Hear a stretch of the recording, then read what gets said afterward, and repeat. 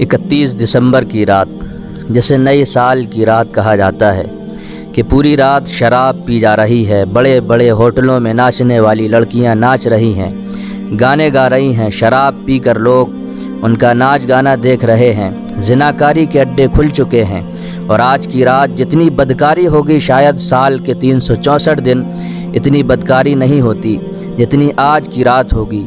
یہ وہ رات ہے جس میں جسم فروشی کے بازار اور زنا کے دربار سجائے جاتے ہیں۔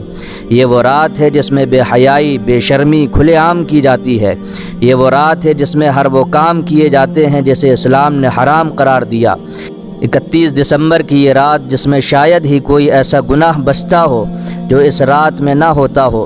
یہ وہ رات ہے جس میں بھولی بھالی لڑکیوں کی عزت سے کھیلا جاتا ہے، مگر افسوس کہ آج کے کچھ مسلمان اس رات کو جشن کے طور پر بڑی فخر سے مناتے ہیں۔ اے مسلمانوں، اس رات کو جشن منانے سے پہلے ایک بار اپنی قبر کی اندھیری رات کو ضرور یاد کر لینا۔ اے مسلمانوں، میں تم سے پوچھتا ہوں، ایسی خوشی سے کیا فائدہ جو اللہ اور اس کے رسول کی ناراضگی کا ذریعہ بنے؟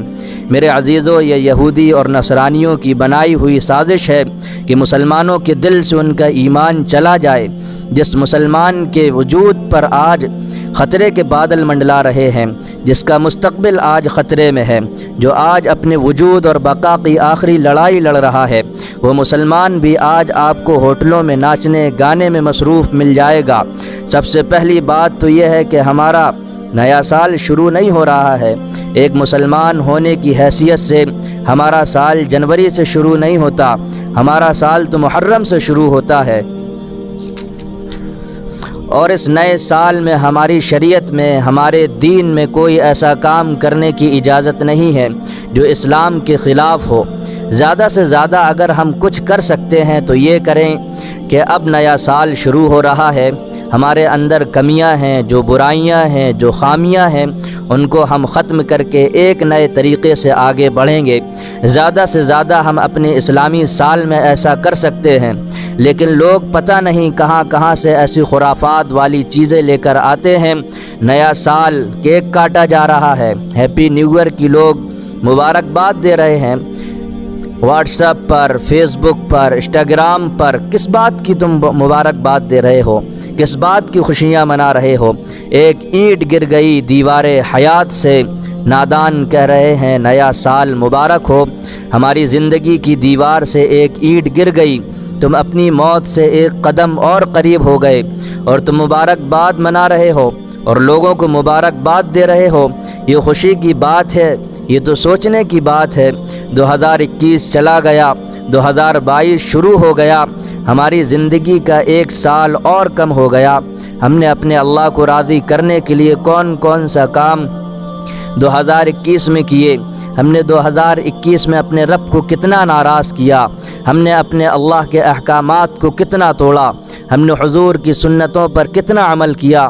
عزیزوں، یہ سال خوشیاں منانے کا نہیں ہے، بلکہ اپنا محاسبہ کرنے کا، اپنا احتساب کرنے کا، اپنا حساب کرنے کا ہے۔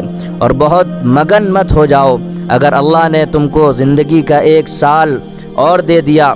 ہماری عیاشی کے باوجود، ہمارے گناہوں کے باوجود، ہماری نافرمانیوں کے باوجود اگر اللہ تعالیٰ نے ہمیں زندگی کا ایک سال اور دیا تو یہ مت سمجھو کہ اللہ ہم سے خوش ہے۔ حقیقت یہ ہے کہ اللہ ہمیں ڈھیل دے رہا ہے۔ وَلَا يَحْسَبَنَّ الَّذِينَ كَفَرُوا أَنَّمَا نُمْلِي لَهُمْ خَيْرٌ لِأَنفُسِهِمْ إِنَّمَا نُمْلِي لَهُمْ لِيَزْدَادُوا إِثْمًا وَلَهُمْ عَذَابٌ مُّهِينٌ۔ اللہ کا انکار کرنے والے ہرگز یہ گمان نہ رکھیں کہ ہم انہیں جو مہلت دے رہے ہیں یہ ان کے لیے بہتر ہے۔